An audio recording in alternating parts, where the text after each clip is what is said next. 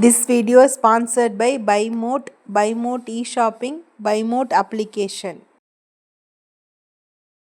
முட்டை இல்லாத omelette. Hi மக்களே, இன்றைக்கி நம்ம முட்டையே இல்லாமல் ஆம்லெட் செய்யலாம். தேவையான பொருட்கள் வெங்காயம், பச்சை மிளகாய், கொஞ்சம் சோம்பு இதெல்லாம் போட்டுட்டு உப்பு தேவையான அளவு போட்டுக்கலாம். இன்றைக்கி பச்சி மாவு எடுத்துருக்கோம்.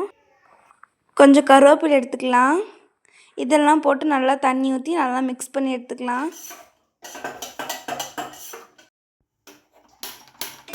அடுப்பு ஆன் பண்ணி தோசைக்கல் வச்சு கொஞ்சம் எண்ணெய் ஊற்றிக்கலாம். இதையும் நல்லெண்ணெய் ஆட் பண்ணியிருக்கோம். கொஞ்சம் எண்ணெய் காஞ்ச உடனே மாவுலாம் ஊற்றி நல்லா வெந்த விட்டு திருப்பிக்கலாம். பார்க்கும்போதே ஆம்லேட் கலரில் இருக்குது. டேஸ்ட்டும் சூப்பராக இருக்கும். டேஸ்ட்டும் ஆம்லேட் டேஸ்ட் தான் வரும். இதில் நம்ம போட்ட மசாலாவோட கொஞ்சம் பாசத்தையும் கொஞ்சம் போட்டுக்கலாம். போட்டு பண்ணால் தான் இந்த டேஸ்ட் நல்லா வரும். இப்போ டேஸ்ட் பண்ணி பார்க்கலாம். சூப்பராக வந்திருக்கு ஃப்ரெண்ட்ஸ்.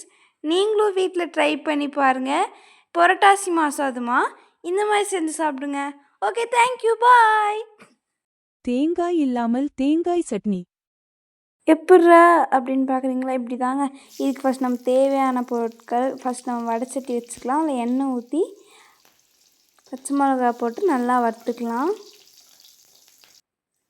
பச்சை மிளகாய் லைட்டாக அப்படியே இந்த மாதிரி வந்தோடனே இப்போ நம்ம அதை நல்லா வறுத்துக்கணும். அப்படின்னா தான் நல்லாயிருக்கும். அப்போ நம்ம ஒரு பெரிய வெங்காயத்தை இந்த மாதிரி நீளமாக கட் பண்ணி வச்சுருக்கோம். இதை நம்ம ஆட் பண்ணி நல்லா வதக்கி எடுத்துக்கலாம். நல்லா வெங்காயம் ப்ரௌனாக வர வரைக்கும் ஒரு மாதிரி கண்ணாடி கிளாஸ் அந்த மாதிரி தொட்டாலே நொறுக்கணும். அப்படி நல்லா ஃப்ரை பண்ணி எடுத்துக்கோங்க. அதுக்குன்னு கருகு விட்டுறக்கூடாது. அதை லைட்டாக வெந்து வர வரைக்கும் நல்லா வதக்கிக்கலாம். இது நம்ம தேங்காவே ஆட் பண்ணாமல் செய்கிறோம். தேங்காய்க்கு பதிலாக தான் நம்ம வெங்காயம் ஆட் பண்ணுறோம். மற்றபடி நீங்கள் ஆட் பண்ணுவீங்க இல்லையா, பொட்டுக்கடலை, மிளகா, உப்பு இந்த மாதிரி நீங்கள் ஆட் பண்ணிக்கலாம். நம்ம தேங்காய்க்கு பதிலாக இப்போ நம்ம வெங்காயம் ஆட் பண்ணியிருக்கோம். இப்போ இதை நல்லா ஒரு 5 மினிட்ஸ்க்கு மிக்ஸ் பண்ணி எடுத்துக்கலாம். இது லைட்டாக வந்தோடனே கொஞ்சம் மல்லி ஆட் பண்ணிக்கலாம். மல்லி ஆட் பண்ணி நான் கொஞ்சம் ஒரு கைப்பிடி அளவு மல்லி ஆட் பண்ணி கொஞ்சம் சின்ன நெல்லிக்காய் சைஸுக்கு புளி ஆட் பண்ணியிருக்கேன். ஆட் பண்ணி நல்லா வறுத்து எடுத்துக்கலாம். இப்போ இதை நல்லா வறுத்து எடுத்துக்கலாம். உங்களுக்கு பார்க்கும்போதே தெரிஞ்சிருக்கும்.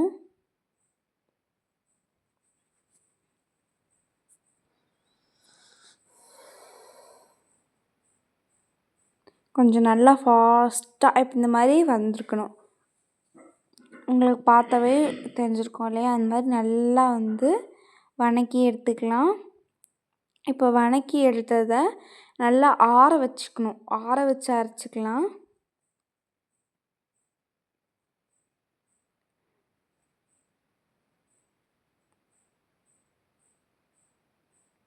நல்லா சின்ன மிக்ஸ் ஜாரில் தான் நான் போட்டு எடுத்திருக்கேன்.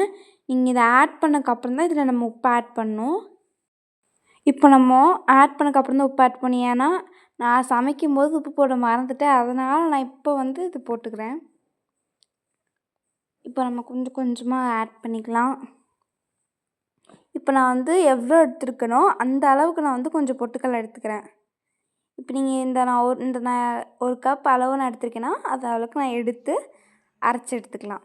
இப்போ நம்ம தாளித்து எடுத்துக்கலாம். கடுகு போட்டு அவ்வளோதான் ஃப்ரெண்ட்ஸ். இப்போ நம்மளுக்கு ரெடி ஆகிடுச்சு இந்த சட்னி.